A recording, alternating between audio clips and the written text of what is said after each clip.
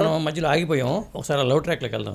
Love track వెళ్ళే ముందు ఇతనికి నేను ఎక్సర్సైజ్ చేయాలని చెప్పాను. ఓకే, పవన్ కళ్యాణ్కి. అప్పుడు విజయభాస్కర్ గారు వాళ్ళ అన్నయ్య గారికి ఇచ్చింది. ఇతను వెళ్ళి అక్కడ బాగా తయారయ్యి పట్టుబోదలని విక్రమార్కుడిలాగా.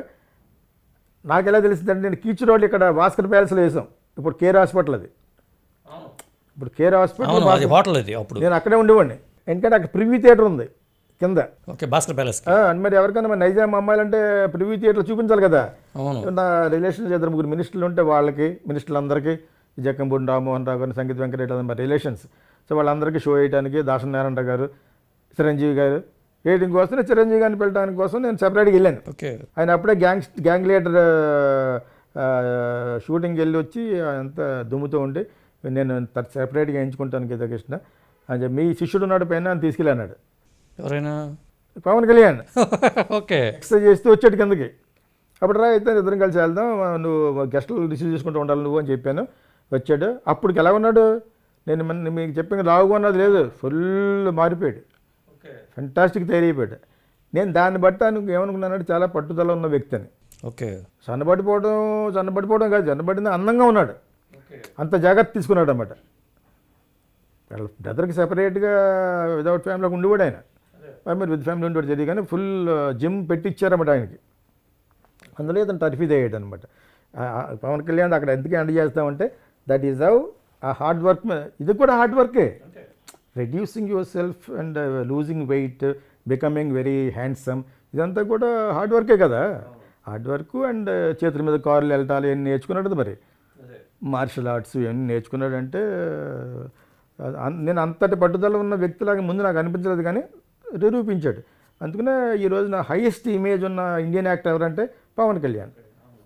అది ఎవరికి ఇష్టం లేకుండా, ఇష్టం ఉన్నా కూడా అది అది అది వస్తువు తెరవాల్సింది.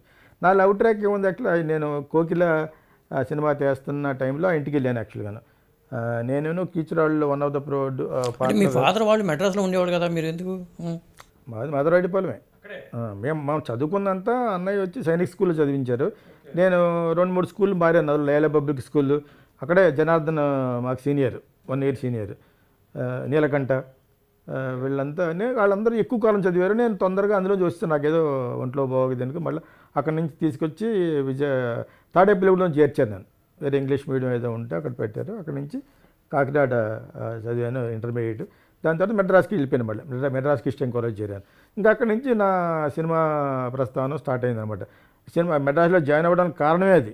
లేకపోతే నాకు హైదరాబాద్ నిజాంలో వచ్చింది. నాకు హైదరాబాద్ వెళ్ళాను. ఎందుకంటే మెడ్రాస్లో సినిమా ఇండస్ట్రీ ఉంది కదా, సినిమాలు చూడొచ్చు, షూటింగ్ చూడొచ్చు. విజయ్ గార్డెన్స్కి వెళ్ళి అని చెప్పేసి అక్కడికి వెళ్ళాను అనమాట. సో యాక్చువల్లీ కాలేజ్ దూరం, సిటీకి తాంబరంలో ఉండేది. అయినా కూడా ఫ్రెండ్స్తో, మన తెలుగు వాళ్ళతో కలిసి షూటింగ్ చూడడానికి వచ్చేవాడిని. అప్పుడు చూసిన షూటింగ్లే సొమ్మ ఒకటిది, సోక ఒకటిది, ఆ విధంగా కే వాసు గారిని కలవటం, ఇవన్నీ జరిగినాయి అనమాట. దట్ ఈస్ ఆ టైంలో మై వైఫ్ ఇస్ ఒక ప్రొఫెసర్ డాటర్ అనమాట. ఆయన తమిళనే, కన్నడ బాగా వచ్చి ఆయనకి. వీళ్ళు తమిళియన్. మదర్ కూడా చాలా బాగా ఎడ్యుకేటెడ్. మా అత్తగారు మొన్న పోయారు 92 years. సో వాళ్ళకి 3 అమ్మాయిలు, ఒక అమ్మాయి ఎక్కడ ఉన్నారు సింగపూర్లో. దాని తర్వాత ఇంకొక ఆవిడ డాక్టర్. సో వాళ్ళ ఇంట్లో నేను, ఆ డాక్టర్ ఇంట్లో నేను ఉన్నాను అనమాట.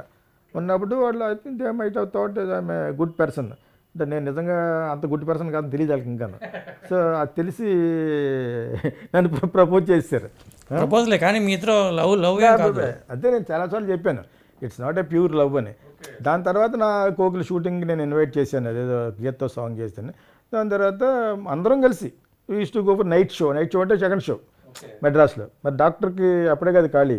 ఎంజీఆర్ మెడికల్ కాలేజ్లో she use to work as a professor, assistant professor అనుకుంటా. సో ఆ టైంలో సరదాగా తిరగడం తప్పితే ఇంక మిగతా లవ్ ఏం లేదు. దాని తర్వాత ఎంగేజ్మెంట్ అయిన తర్వాత యూస్ టు టాక్. అది మా పేరెంట్స్కి ఇష్టమయ్యి పామ్ గ్రో హోటల్లో చేశారు. దాని తర్వాత కోకిల రిలీజ్ అయిన మన్నాడు మ్యారేజ్ నాకు. That's all. అక్కడ అది కూడా తిరుపతిలో చేసుకున్నాం. జర్నలిస్ట్ నాకు పెద్ద ఎగ్జిబిటర్కి ఇష్టం లేక జర్నలిస్టులు మటుకు ఒక 50 మందిని పిలిచాం. ఫ్యామిలీ మెంబర్స్లో ఒక 100 మంది పిలిచాం. అంతే. That's how my marriage is over. I have a son, అతని పేరు చైతన్య.